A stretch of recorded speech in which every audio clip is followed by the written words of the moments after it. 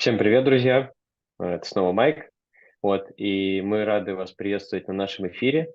Сегодня мы расскажем вам больше о нашем партнере, а именно о Фаркана. С нами Ислам Шажаев. Он является генеральным директором этой компании. И мы давно хотели организовать этот эфир, чтобы побольше поговорить, рассказать вам про то, чем занимается Фаркана. И, соответственно, во время этого эфира будут также интересные интерактивы.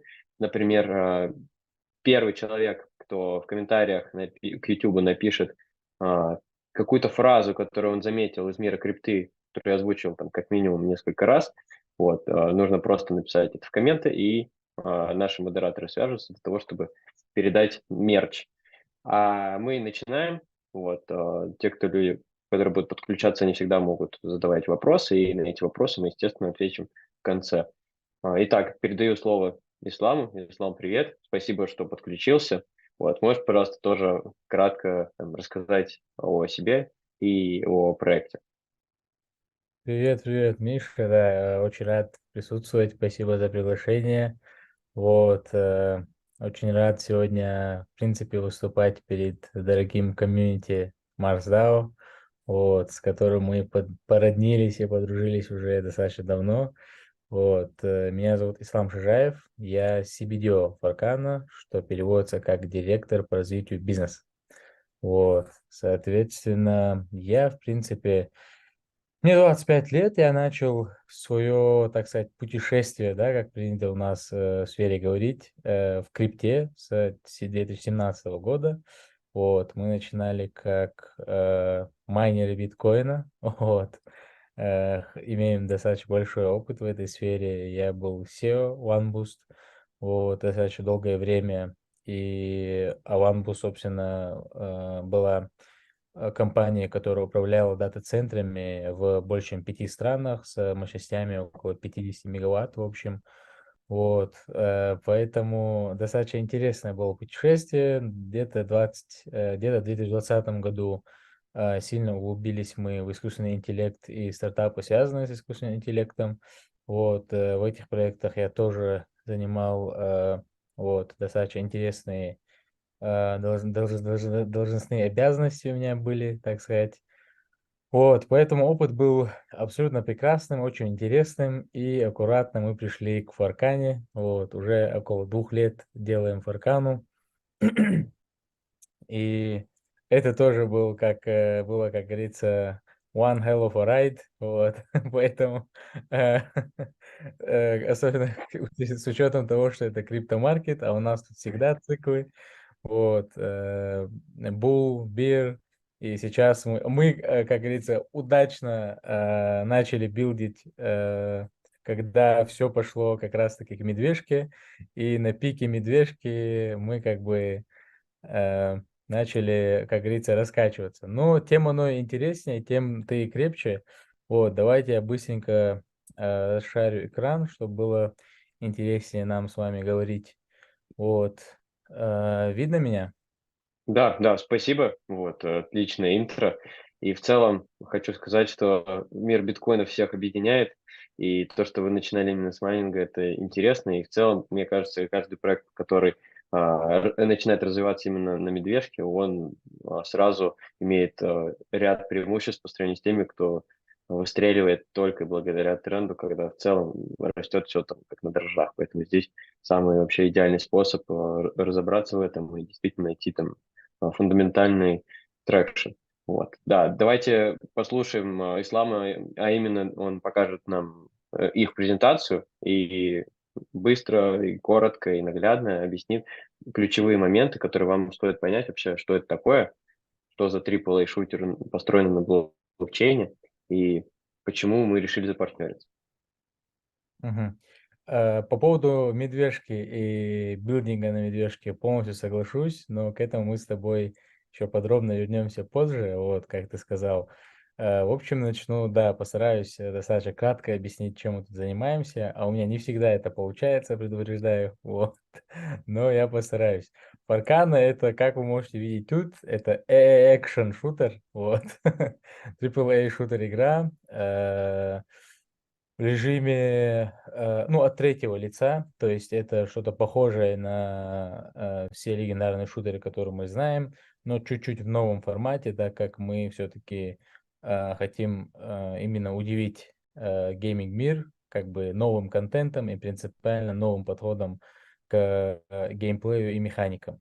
Вот. Больше мы будем похожи на что-то между Overwatch и Valorant. Вот, достаточно известные игры на рынке, достаточно крупные, и мы как бы таргетируя плюс-минус ту же аудиторию, вот, изучая рынок, изучали их как бы успешные истории, их неуспешные кейсы, и пришли к следующему. Когда мы вообще пришли на рынок GameFi, скажем, это именно Web3 гейминга, у нас было два основных челленджа, с которыми мы столкнулись и которые мы решили, что мы действительно можем постараться принять этот челлендж и действительно постараться сделать что-то, что изменит на самом деле индустрию. И два вот этих вопроса. Первое это, соответственно, качество игр на существующем рынке, на GameFi. Вот, GameFi весь на тот момент составлял там 80% это одна игра Axie Infinity, Play to Earn, вот. Соответственно, там как раз-таки была проблема с тем, что люди играли не из-за игры по большей части, а играли из-за именно монетизации и механик каких-то по заработке денег и криптовалюты в играх. Потом второй момент был, это, конечно, он был связан с экономикой, как раз-таки в этих играх, когда то есть у экономики были явные дыры, и она была, в принципе, как люди называли, пирамидальной или понзи-номикой. Вот, когда проект зависит от постоянного притока новых пользователей и от постоянного их вклада, инвестирования в существующий продукт или токен. Вот. И, соответственно, с намерением решить две эти боли на рынке мы как бы начали свой путь на GameFi, но разница была только в том, что мы, конечно, немножко не понимали, возможно, понимали, просто чуть разные у нас были ожидания по поводу того, насколько сложно на самом деле делать AAA шутер. Вот, в этом мы действительно научились и увидели многое. Вот. У нас, в принципе, в игре, если именно задеть игровую часть, у нас в первую очередь вот будет новый контент, как я сказал, принципиально. Это 24 абсолютно новых персонажей. У каждого будет абсолютно свои уникальные способности, которые раньше, ну, то есть на рынке шутеров их точно не было. Вот. У каждого персонажа будет своя уникальная лор-история, у него будет своя уникальная харизма, он по-своему будет интересен. И переходя к оружиям, у нас также будет 20 абсолютно уникальных, то есть оружий. Вот, инновационная четырехролевая система, которая тоже, в свою очередь, является достаточно интересной, потому что мы тут тоже постарались подойти более креативно, потому что основная часть шутер-игр, они идут 5 на 5, вот, но мы как бы в своем случае более уверены, что для ability шутера, особенно в режиме Team Arena, 4 игрока вполне себе достаточно. Вот. Как говорится, пятый лишний, поэтому будем проверять это на деле. И пока что, ну, то есть теория у нас только подтверждается тем, что игрокам и аудитории на самом деле продукт нравится, и уже мы это увидели. Будет больше 10 режимов в игре, очень интересных. Вот. Больше 10 режимов. Каждый режим мы сможем проверять именно ретеншн на каждом режиме, видеть, какой именно залетает больше всего для аудитории, какой им больше всего нравится, и видеть то, над чем нам больше стоит работать, а над чем, возможно, то есть стоит там, ну, поменять свое видение. Вот. Дальше я потихоньку буду рассказывать основные USP. Вот. Что касается Web3 части, что тоже очень интересно. Вот. Мы на самом деле решили подойти э, таким образом, что мы решили соединить, то есть подход был принципиально какой? Есть рынок игр, есть рынок Web3 игр, вот, и как мы и сказали, вот как я и подметил по поводу качества игры, ты, наверное, сам, Миша, очень часто сталкивался с тем, что даже во втором поколении Web3 игр все еще можно увидеть там тот же, допустим, Illuvium, да, достаточно известный, все еще можно увидеть, что игра, она строится вокруг блокчейна и Web3 вот этих Web3 деталей, Web3 части игры. То есть все еще эти игры, они требуют анбординга Web3, что является достаточно большим вызовом вот, на рынке. У нас был подход как бы в этом плане такой, что мы хотим взять как раз-таки Web2 классические механики игр, которые людям нравятся, которые проверены, но взять блокчейн-технологию и Web3, грубо говоря, фишки и добавить их как бонус на главное тело, что является как раз-таки игрой и интересной игрой, даже без учета каких-то, то есть биткоин-наград или еще чего-то. Соответственно, мы решили добавлять преимущества Web3 технологий с тем, чтобы они именно усиляли и улучшали то, что уже будет сделано, то, что само по себе будет успешным. Вот такой у нас был именно взгляд вот, на продукт. И мы с этим как бы пришли на рынок и решили задеть как бы два основных фокуса. Первое это e-спорт аудитория, то есть я упомянул, что мы в принципе таргетируем не на 100%, но в принципе это достаточно схожая аудитория с Overwatch и Valorant. Вот, в основном это любители именно competitive e-sport шутеров, вот. И каким образом мы решили, грубо говоря, выделиться здесь? Это так, что вот есть и спорт аудитория, есть и спорт, в принципе, категория в мире игр. Но в e-спорт категории есть одна явная, скажем так, э, одна явная деталь, очень видная. То есть это на самом деле ультра компетитивность, что означает, что очень маленькое число людей, игроков, на самом деле способны получать какие-то награды в e-спорте. То есть это слишком большая конкуренция и очень маленькая пропорция людей, которые действительно доходят до каких-то призовых мест в каких-то разных региональных, а то и там, ну, то есть более высоких турнирах и более высоких уровнях турниров. Вот, соответственно, с этой проблемой мы решили чуть сделать челлендж, немножко поменять эту историю и постараться сделать, ну, то есть, грубо говоря, выделиться в этой аудитории. Сделали мы это следующим образом. То есть мы сказали, что мы хотим, чтобы за счет Фарканы большая часть аудитории, именно шутер-геймеров, могли действительно зарабатывать и получать какую-то ценность с того времени, которое они тратят в игре. То есть игрок в среднем, он делает две вещи, да, в игре. Он тратит время и тратит другие ресурсы.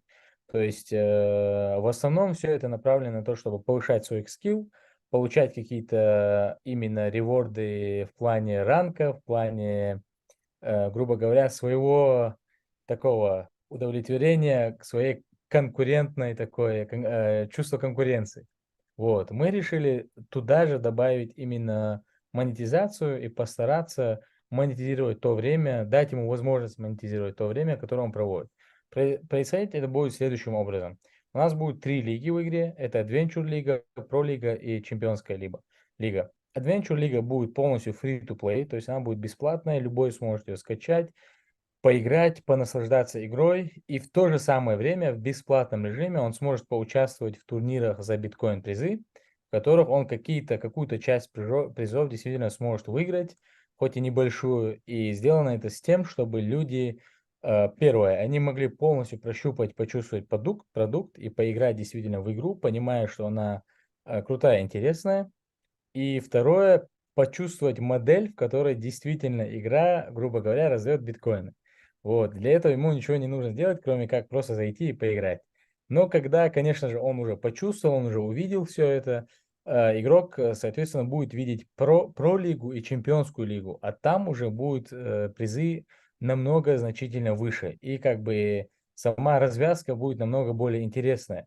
Но тут у него будет два условия. Ему нужно будет первое подтянуть скилл, чтобы попасть в одну из этих категорий. И второе, его уже нужно будет покупать Battle Pass или Season Pass. Вот. Battle Pass и Season Pass тут тоже кроется немножко такая фишка. Решили выбрать такой метод монетизации, потому что он на самом деле самый привычный для игроков. И кто-либо, кто играл там в Call of Duty, в там Overwatch, Valorant, во все эти игры, они на самом деле понимают, что Season Pass это самая обычная, самая стандартная монетизация, которая сейчас есть, и игроки, они достаточно понятливо к этому относятся. То есть это не та история, в которой им нужно очень дорогущий NFT покупать, и только с условием владения NFT они могут играть. Вот. И тем не менее, покупая всего лишь какой-то, ну, то есть небольшой Battle Pass, что-то действительно привычное для них, у них будут большие шансы зарабатывать хорошие призы, и при этом они действительно будут конкурентоспособными. А почему, я расскажу чуть позже. Пусть также тут будет, конечно, чемпионская лига. Чемпионская лига это уже что-то действительно похожее на тот спорт, который мы знаем, и тут уже будут участвовать только самые скиллованные игроки, которые тоже должны будут покупать входные билеты на эту лигу, но туда будет отбор по самому сильному скиллу. То есть таким образом в 3 лигах у нас будет доступ у любого уровня игроков, вот, вне зависимости от их скилла. То есть для любого скилла найдется место, как говорится. Вот, продолжая дальше, наверное, я хочу рассказать как раз-таки о том, каким образом мы будем позволять игрокам именно всех тиров монетизировать свое время и давать достаточно справедливое распределение в игре. Вот, тут можно на этом слайде увидеть нашу схему внутриигровой экономики. Вот, и следующим образом она будет устроена. У нас будет, понятно, Фаркана токен, это in-game currency. Вот, и у Фаркана токена будет сильный utility, да, то есть мы знаем, что такое utility токена, это его применение в игре, которое обеспечивает ему, грубо говоря, buy pressure на рынке и как бы обеспечивает сам токен со стороны вот игрового продукта. У нас utility будет достаточно интересный, это NFT-арены, это премиум скины, вот, тоже в виде NFT, плюс обычные скины, также несколько utility это уже на наш выбор, будут среди основных, это T-Pass, T-Entry, Season Pass и так далее. Но, как я и сказал, что самое интересное, все реворды и все призы в игровой экосистеме будут именно в биткоине раздаваться. В биткоине, иногда в эфириуме и в партнерских токенах, например, токенах Marsdao. Вот. Сделано это следующим образом, чтобы весь sell pressure уходил с Фаркана токена на биткоин, и другие токены, например, Marsdao. Вот. Поэтому схема у нас достаточно интересная, в которой мы хотим обеспечить игроков и, ну, то есть обеспечить монетами, которые действительно знают, то есть монеты, которые действительно знают и у которых никогда не будет проблем с ликвидностью. Вот, то есть формат он в том, чтобы вопроса о том, а смогу ли я продать токен, а не потеряет ли мой токен ценности, чтобы таких вопросов в принципе не возникало. И система действительно в стабильном состоянии существовала. Но тут есть такая интересная штука, которую можно увидеть на экране, называется кэшбокс. Вот что такое кэшбокс? И тут у нас кроется как раз-таки та самая жила, как говорится. Вот, кэшбоксы у нас будут распределены следующим образом. Они будут от 10 до 1000 баксов примерно, да, то есть ближе к выходу игры вся эта информация будет более точная, и формат тоже будет более точный опубликован. Но базовая суть она в том, что призы будут примерно там от 10 до 1000 долларов, и в каждом кэшбоксе будет только один приз, это конкретно, соответственно, кэшбокс, то есть кэш-прайз. Не будет такого, что это лутбокс с разными призами, и суть его в том, что его можно будет получить только за XP. А XP это как раз-таки, ну то есть все знают, что такое XP в игре, он дается за каждодневную активность. То есть XP, он по сути отображает то время в игре, которое ты тратишь, плюс твой скилл. То есть, чем выше у тебя скилл, понятно, тем больше у тебя будет XP.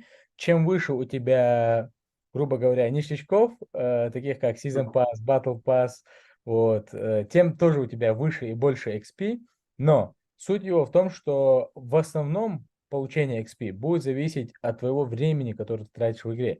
Соответственно, когда ты заходишь в игру и понимаешь, так, в этой лиге у меня конкуренция слишком высокая, с этими ребятами я не потяну и не хочу даже пытаться, то игрок будет понимать, что окей, если даже я по скиллу проигрываю, у меня всегда будет шанс выиграть за счет времени, которое я провожу. То есть, если он каждый день играет в разных режимах, а за разные режимы мы будем награждать разным количеством XP. То есть где-то, где нужно поиграть там в новый режим, в новую карту, которую выпустили, он сможет поиграть в нее, он сможет выполнять уникальные какие-то достижения в виде сделай 10 хедшотов или там сделай 20 убийств с определенного оружия.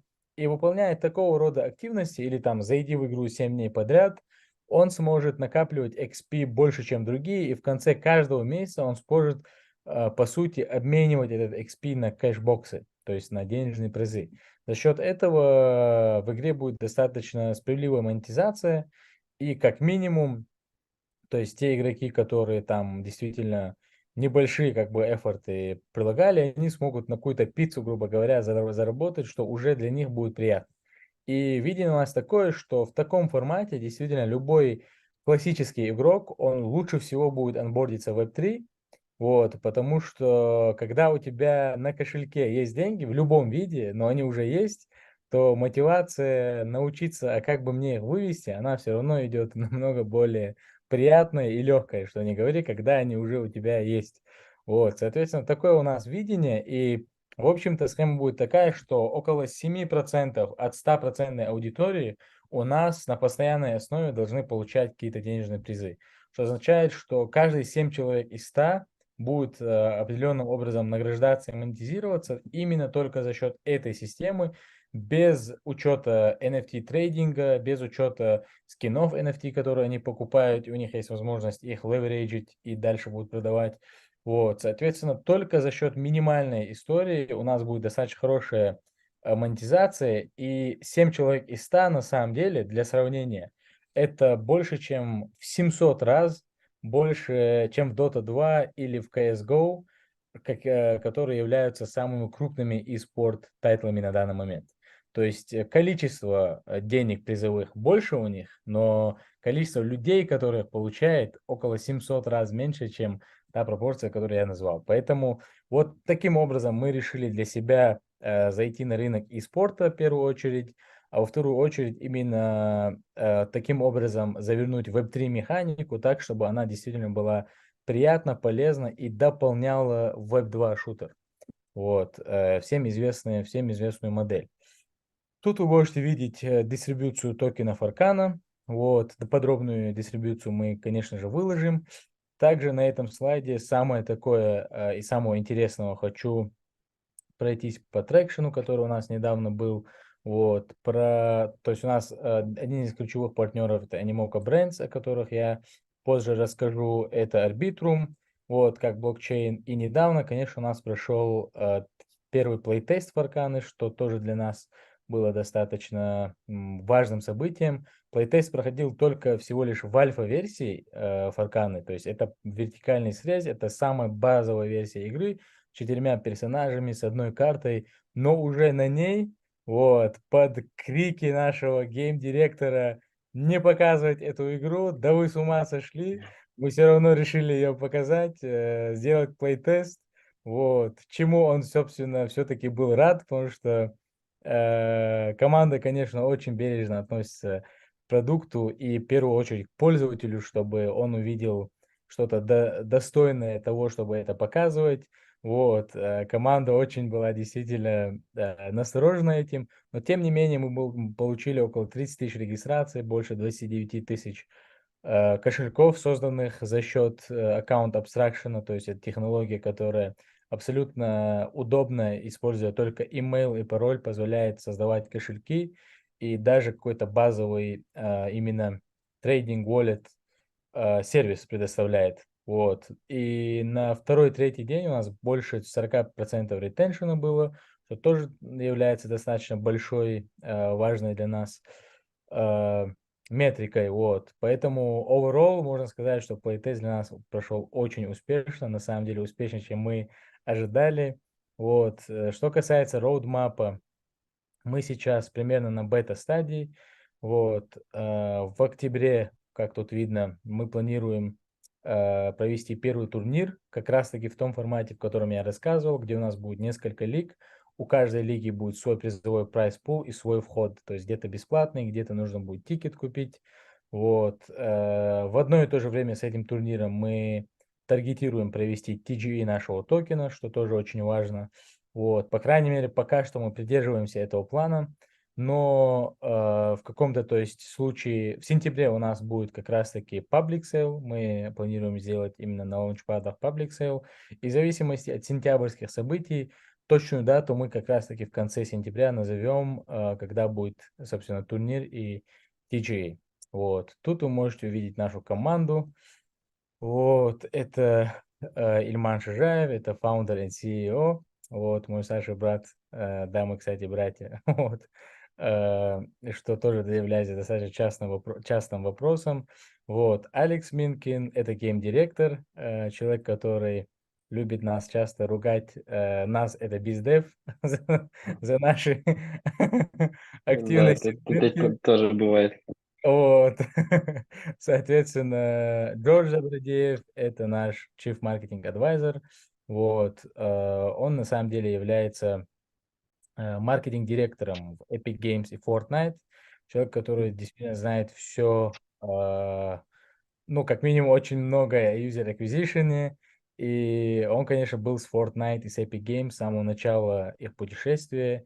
И то есть человек действительно огромнейшего опыта на рынке. Вот, так же, как и Алекс Минкин. Вот этого парня, я думаю, вы можете узнать. Вот, Арби это у нас Product Owner, и Имам Идрисов это Head of eSport. То есть его территория это все, что связано как раз-таки с eSport, с командами, с организаторами турниров, со всеми активностями вокруг этого. Вот, поэтому также у нас, конечно, очень, не побоюсь сказать, заряженная команда лидов по development. Это как раз-таки ребята, которые делают игру. Вот, Александр это Art Lead, Виктор это Lead Unreal Engine Developer. Виктор, кстати говоря, один из нескольких сертифицированных специалистов, сертифицированных от Unreal Engine.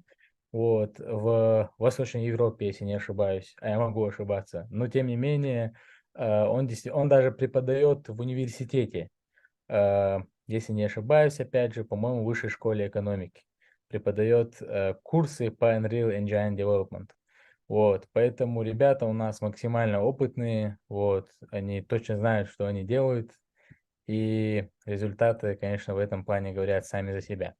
Вот, также у нас очень крутые адвайзеры, которые нам всю дорогу достаточно сильно помогают в разных сферах, то есть начиная от user acquisition, заканчивая вот инфлюенсерами, которые очень сильны именно на крипторынке, и крупными брендами, компаниями, которые там ну, такие как Animoca Brands, которые помогают повсеместно с разных сторон.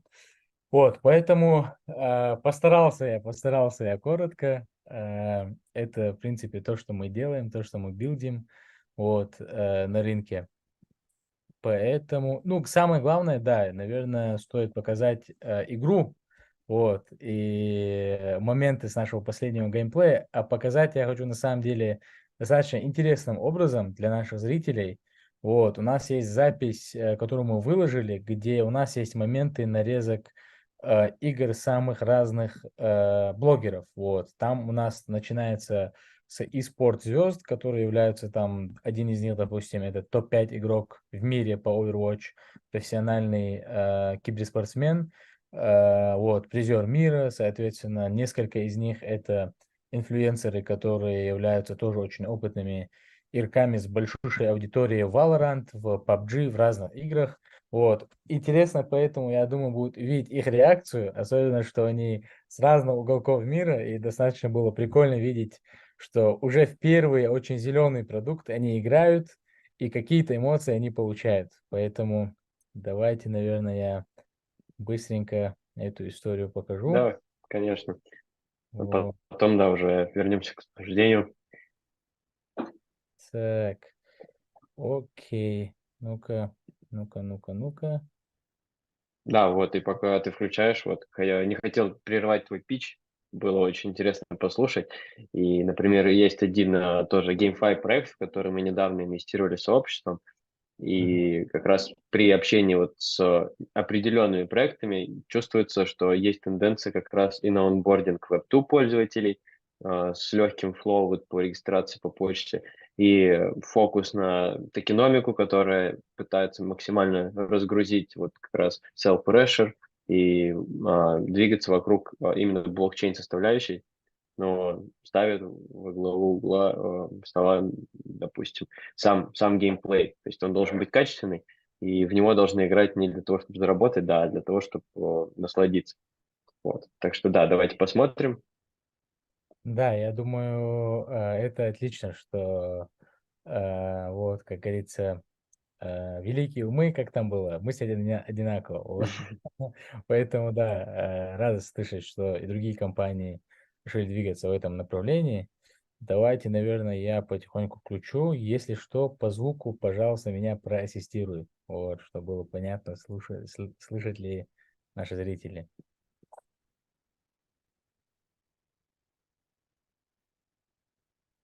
Мне опять последний регуль. Так, второй дал, и третий дал. Ой.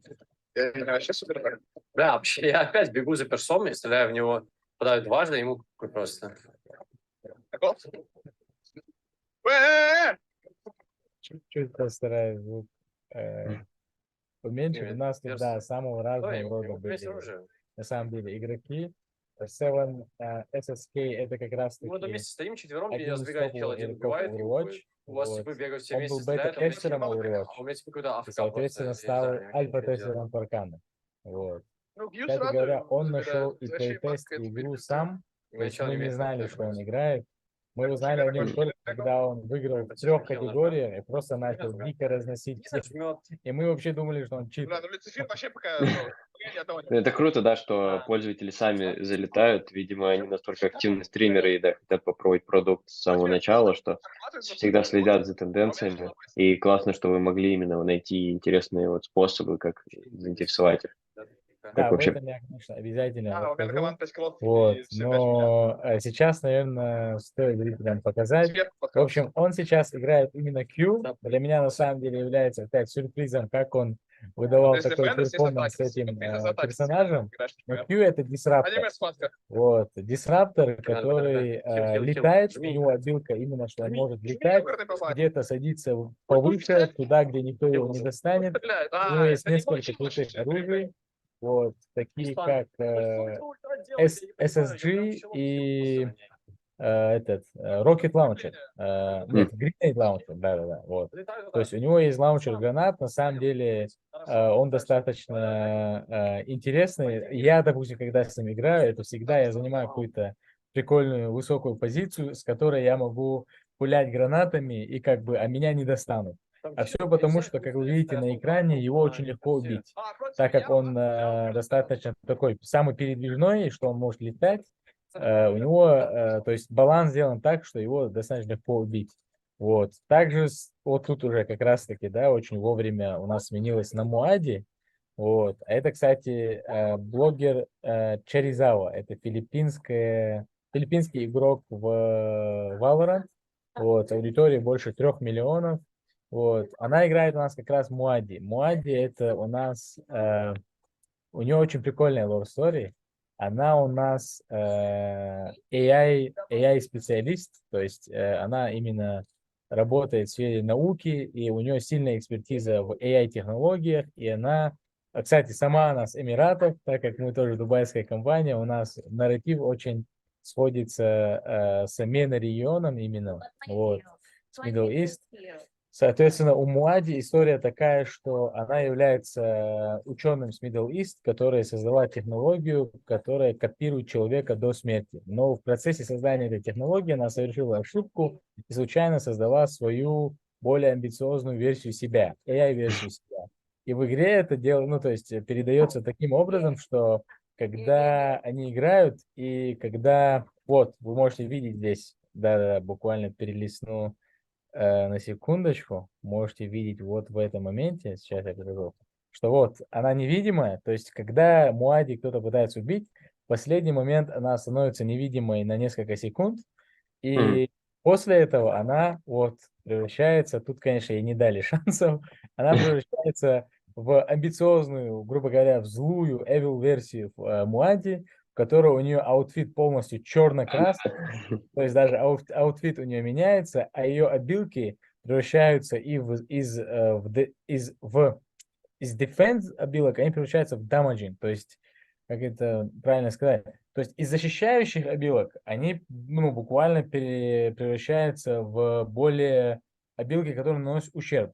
То есть у нее есть в стандартном режиме щит, который держится около 10 секунд, и через этот щит она и ее тиммейты могут стрелять, а в нее не попадают. То есть это щит, который ее защищает. А когда она превращается в Evil Muad'Dib, то щит бывает оранжевого цвета, и через него попадают и в нее, и в тиммейтов, но когда они стреляют через щит, то у них ущерб, который наносит сопернику, он несколько увеличивается. Соответственно, это позволяет им получить преимущество, но тут история в том, как мы лор-историю совместили с геймплеем, и это на самом деле смотрится достаточно круто, и это то, что как раз-таки у этих игроков в первую очередь вызывало эффект вау. Но чтобы это не было слишком overpowered, мы сделали это так, что когда она превращается в Evil-версию, у нее очень мало жизни, и в нее нужно всего лишь несколько раз попасть, чтобы убить, если она вдруг не восстановится. То есть, если она успеет убежать и восстановиться, тогда она сможет восстановить свои жизненные силы и даже вернуться в режим обычной Муади. Но как бы в целях баланса в момент ее превращения в Evil Муади у нее, конечно, мало будет хпшки, и это как раз таки момент, чтобы ее поймать. Да, Вот, да, это круто. Просто хочу сказать, что очень важно строить как раз баланс в игре между да.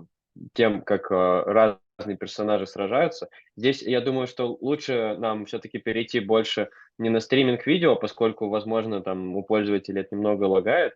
Вот, давай лучше сконцентрируемся на вопросах. А? Здесь я хочу как раз задать тебе несколько важных вопросов. Про некоторые ты уже упомянул в начале нашего диалога, но давай вот, так тезисно пробежимся. Во-первых, по самой технологии. Естественно, что сейчас Unreal 5 это такой ключевой фактор, как можно строить игру, и он предоставляет все новые технологии, как это делать. И здесь хочу как раз спросить, какие есть особенности у этого движка, и как он помогает вам создать вот такой интересный экспириенс для пользователя с хорошей графикой, с хорошими физическими эффектами и так далее.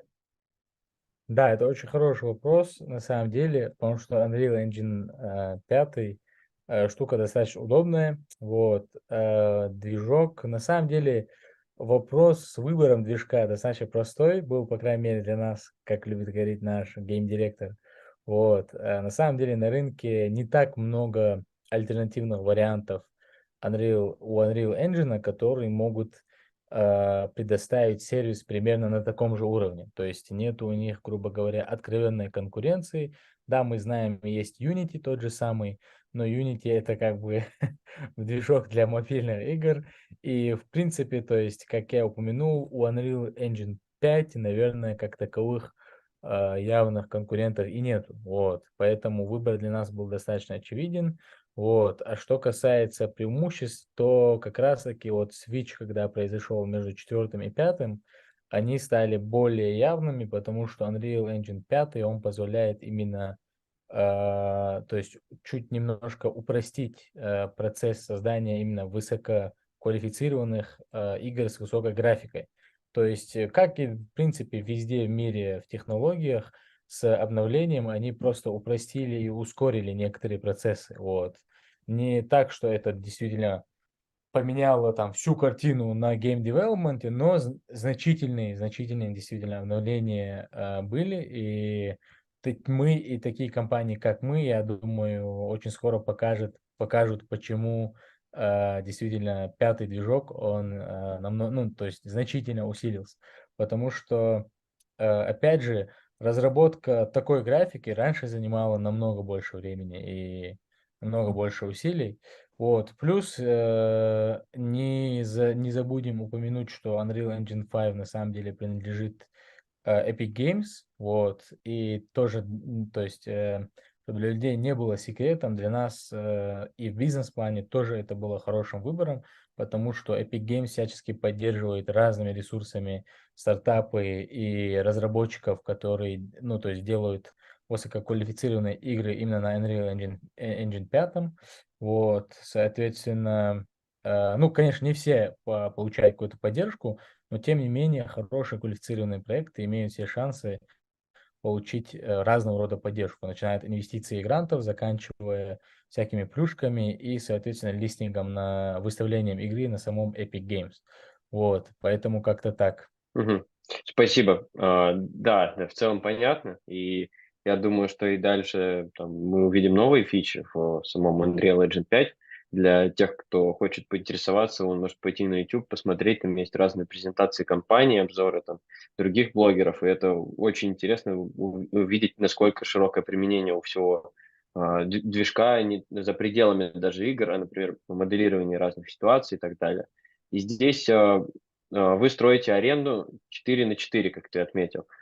Соответственно, хочу спросить, вот, в мире биткоинов существует несколько там, разных, возможно, аналогов или много шутеров, которые целятся в Web3. Вот, можешь просто тоже коротко упомянуть, какие особенности геймплея делают вашу игру уникальной среди них? Да, на самом деле, вот касательно Web3 маркета, все просто. У нас на самом деле конкуренция тут не такая большая, как может показаться на первый взгляд. По крайней мере, нашей команде так не кажется. Возможно, мы ребята уверенные, но it is what it is, как говорится. Вот. На самом деле на рынке есть действительно немного команд, которым мы можем сказать, что с которым мы конкурируем. Это где-то 3-4 команды. Вот. Именно в плане Web3 рынка они хоть и являются шутерами, все равно у нас достаточно разные подходы. Вот. Все три, которые, то есть, по крайней мере, мне приходят в голову, они разрабатывают игры конкретно, которые будут конкурировать с немного другими шутерами, такими как Call of Duty, первые, вот, такими как Escape from Tarkov, это вот Web2 тайтлы конкретно, и мы абсолютно не являемся, то есть, конкурентами этих тайтлов и не задеваем, грубо говоря, эту категорию. То есть даже в жанре шутеров есть поджанры и подаудитория, и у нас, как я упомянул, мы больше целимся в Overwatch, в Valorant аудиторию. В Web3 у нас, насколько я знаю, есть один шутер, который тоже делает что-то похожее, но, как бы, опять же, геймплей вот настолько разный, что сложно даже сказать, что, ну, то есть являемся мы конкурентами или нет. Но, переходя к вопросу конкретно о геймплее, скажу, что вне зависимости Web2 это или Web3, у нас действительно есть свои преимущества и различия от других шутеров и от других ability шутеров. И сделано это следующим образом. То есть у нас есть первое, мы сделали 4 на 4 роль именно в рамках Team Arena, вот, что означает, что мы подошли к этому вопросу достаточно интересно, как я сказал. Решили мы, что пятый это лишний, и вывод мы сделали такой после изучения того же самого, да, например, Overwatch. То есть вы можете видеть, что у Overwatch первой части был режим, то есть 6 на 6. Они во второй части примкнули, что 6 это слишком много, урезали до 5, а мы сказали, что 5 это слишком много, и урезали до 4. Вот. Суть тут, конечно, следующая, что Team Arena это на самом деле достаточно fast-paced шутеры, что означает, что это от времени твоего запуска до времени экшена проходит немного времени, то есть это не Battle Royale, в котором ты полчаса ждешь, пока игра сама запустится, найдет тебе матч, потом еще полчаса ты лутаешься и ищешь вообще живых людей на этой карте, и через 30 секунд после того, как ты нашел, тебя сковородой где-то сзади убивают, после того, как ты час лутался. Вот, соответственно, это Да, не динамика повышается, да. да, тут намного более динамичная игра, более быстрая игра, соответственно, карта более маленькая. В таком режиме 5 человек действительно много, и 4 человека, по нашему мнению, как раз-таки идеально составляют команду. И в плане баланса обилок между другом 4 человека тоже достаточно удобно. И в этом плане для формирования команд тоже на самом деле 4 человека более удобная цифра, поэтому мы решили, что 4 на 4 будет действительно достаточно. Плюс еще важно упомянуть, что обилки у нас построены таким образом, что первое, обилки, они позволяют тебе не выиграть игру, а позволяют тебе ее не проиграть и выжить. То есть они не сделаны с той Мгм. целью, что ты, то То есть ты за счет них выиграешь, и там у тебя будет какой-то ультимативный дамаг или какое-то преимущество. Они именно сделаны сбалансированно, чтобы тебе помочь, а не чтобы они были, то есть, ключевым фактором. Первое. Это правильно. Мгм. Вот. Второе, обилки сделаны так, что каждый игрок в команде будет заинтересован держаться друг к другу поближе, что означает, что обилки будут работать намного круче именно в команде. То есть, допустим, та же Муади, у нее есть супер обилка, которая делает копию самой себя. То есть ты нажимаешь F, она делает копию самой себя, такого бота, который полностью повторяет твои действия, и ты как бы удвойняешься, соответственно, получаешь временное преимущество. Но вот интересный факт, когда ты это делаешь вместе со всей командой, то она копирует всю команду, и на время это вы становитесь 8 против 4. Вот. С чем это сделано? С тем, чтобы мотивировать игрока постоянно держаться в команде. Вот. Это второе.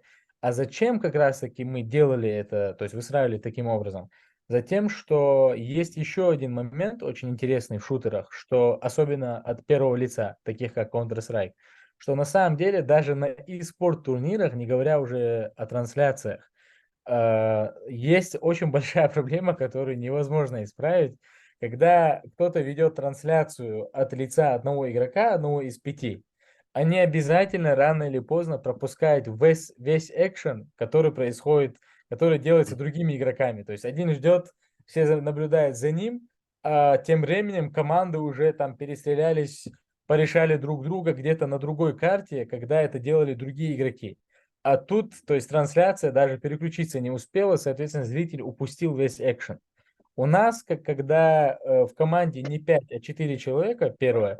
Второе, когда все заинтересованы держаться друг к другу, плюс карта не такая большая, весь экшен так или иначе происходит на одной территории, что позволяет зрителю и самому игроку наслаждаться всем экшеном и не упускать, грубо говоря, главную часть вечеринки.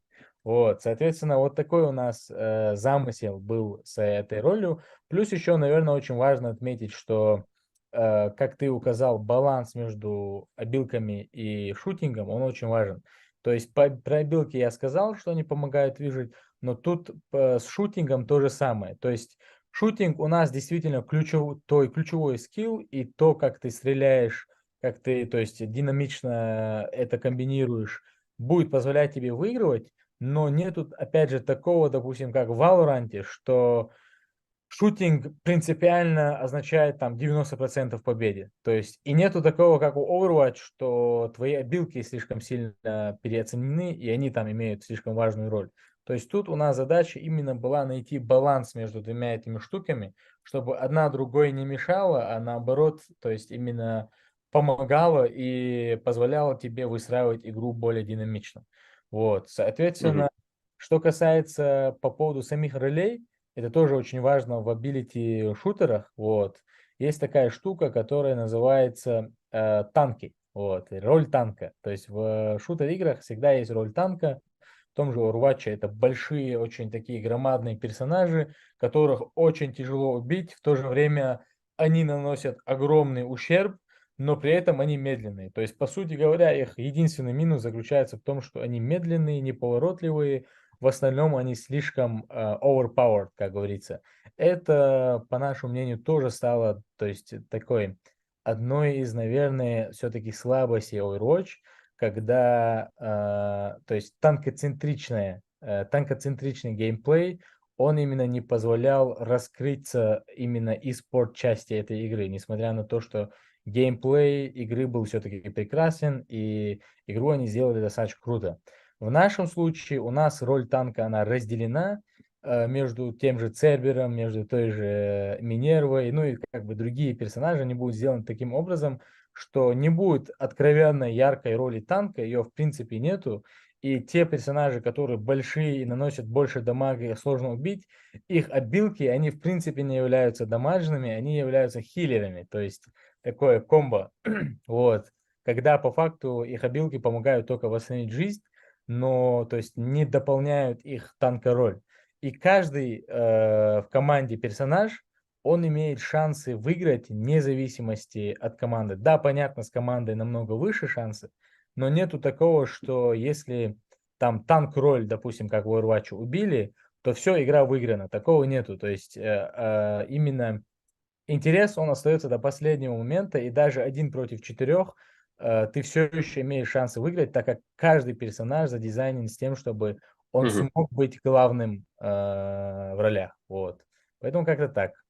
Да, очень круто. Спасибо, что так подробно рассказал. Просто я, допустим, человек достаточно далекий от гейминга, все равно, когда там играл в какой-то командный гейминг, я как-то подсознательно, возможно, подмечал эти проблемы, связанные вот либо с непропорциональной территорией и количеством игроков, либо с тем, что имбаланс какой-то внутри там команды происходит, или там abilities, то есть, правда, там, например, у тебя нет какого-то плавного развития, где ты должен не только, например, хорошо просто нападать и наносить наибольший урон, но еще как-то по-другому задействовать весь этот экшен в игре.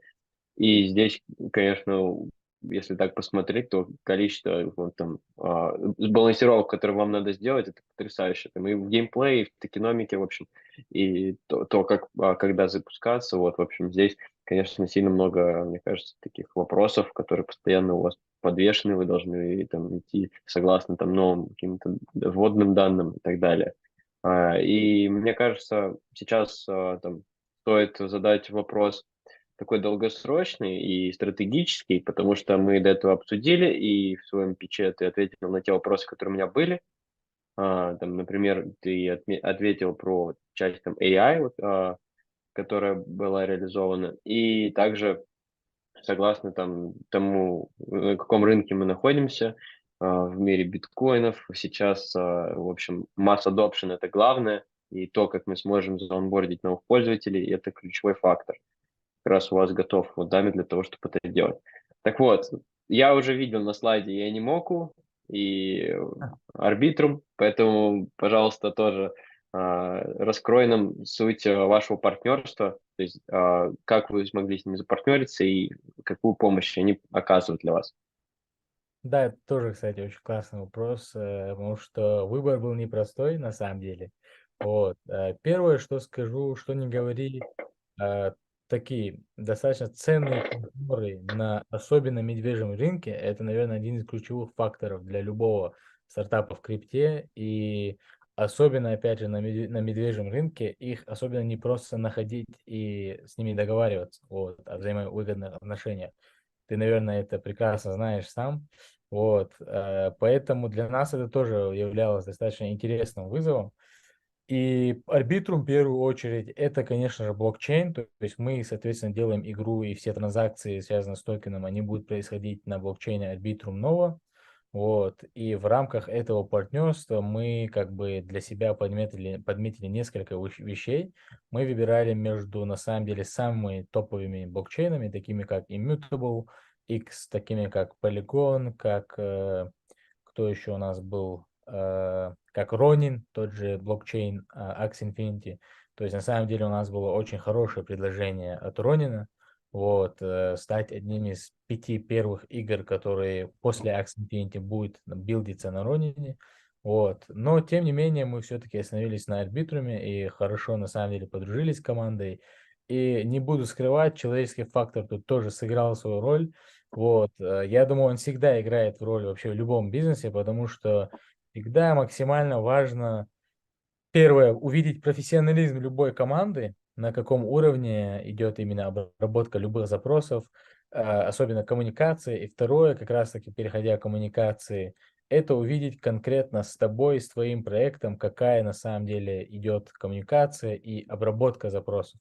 То есть со стороны Arbitrum мы как бы нашли общий язык с первого дня, с первого слова, с командой очень подружились, и они, несмотря на то, что в то время особенно они были достаточно так на пике своей славы. Это были до аирдроповские времена, до листинговские времена. Вот. Несмотря на это, они были очень отзывчивы и дали нам много очень поддержки. Вот. Плюс Arbitrum Nova, конечно же, обязательно, да, является одним из, по-моему, это самый дешевый блокчейн гейминговый. То есть транзакции абсолютно дешевые, самый дешевый кост на транзакции, который только есть сейчас на рынке. Вот. Плюс скорость транзакции тоже абсолютно высокая. И Arbitrum Nova это именно отдельный гейминговый блокчейн то есть, который исходит из основного Arbitrum One. Соответственно, это отдельный продукт, и игры все как бы будут оперировать конкретно на Arbitrum Nova. Хм.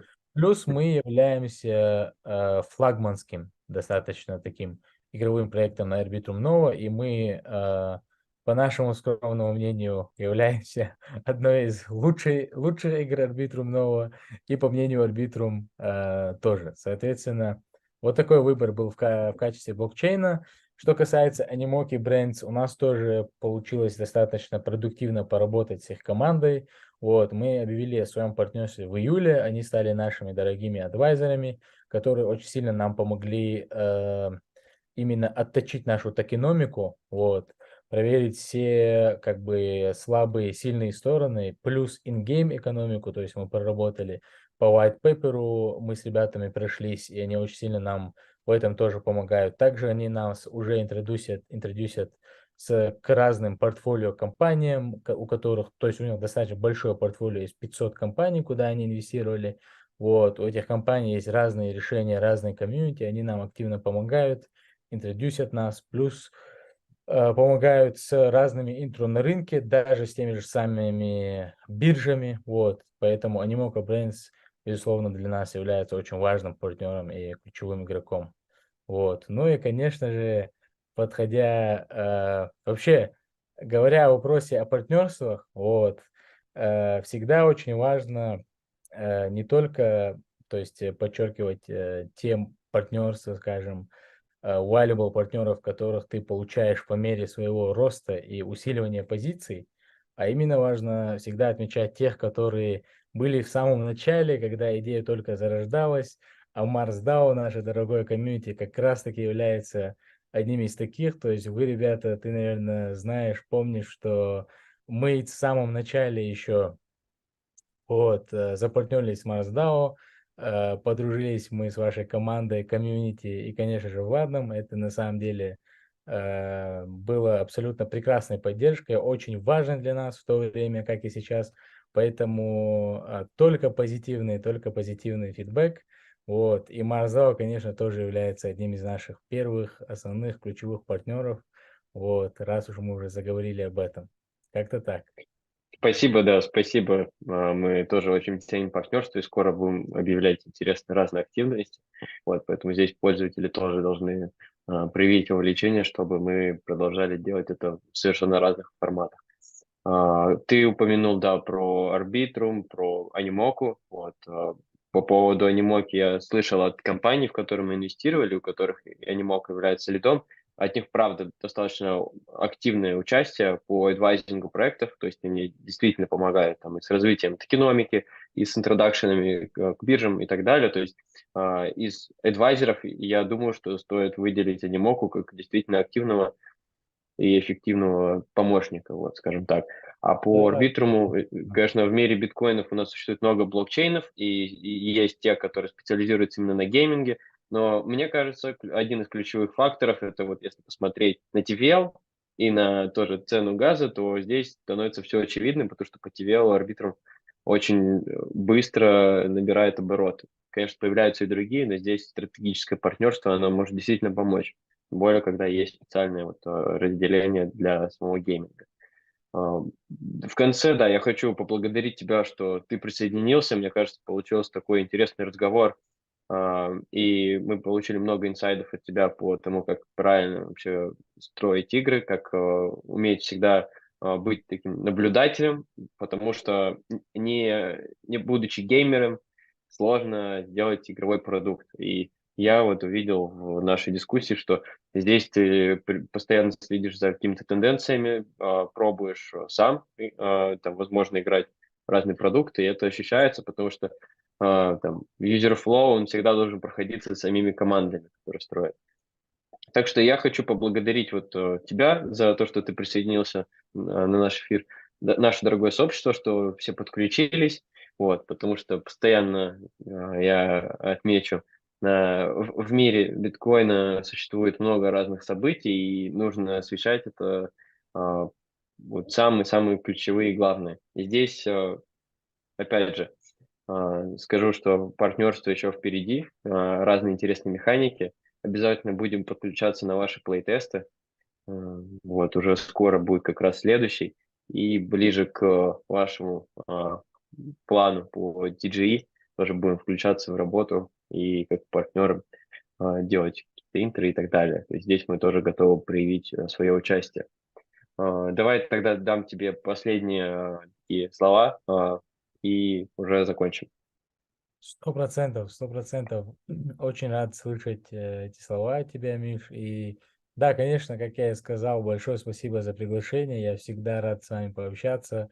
Вот, всегда рад поделиться инсайтами конкретно с комьюнити MarsDAO. Вот, потому что, как я и говорил, они уже давно для нас стали родными. Поэтому, да, очень рад, очень рад. И обязательно, то есть я не могу дождаться того, как мы объявим конкретно о партнерстве и какие мы интересные штучки подготовили для людей, вот, и для нашего комьюнити. Ну и обязательно ближе к нашему первому турниру будем их обновлять, постоянно предоставлять апдейты с тем, чтобы комьюнити обязательно поиграли в игру и все-таки почувствовали, все ли действительно так, как мы сегодня с тобой обсуждали. Да, поэтому спасибо большое, очень был рад. Да, и естественно, тут речь идет о именно тестах, то есть, конечно, бывают разные там, ситуации, и именно для этого вы и позволяете пользователям обкатать не только там какие-то механики на там, предмет баков, но также и в целом по концепции. Это правда важно сделать там до публичного запуска, чтобы на меньшей аудитории это все протестить. Вот, еще раз благодарю. Желаю всем бычьего цикла в нашем мире биткоинов и до новых встреч. 100%. Да. Пока-пока, ребят, до новых Пока, встреч. пока.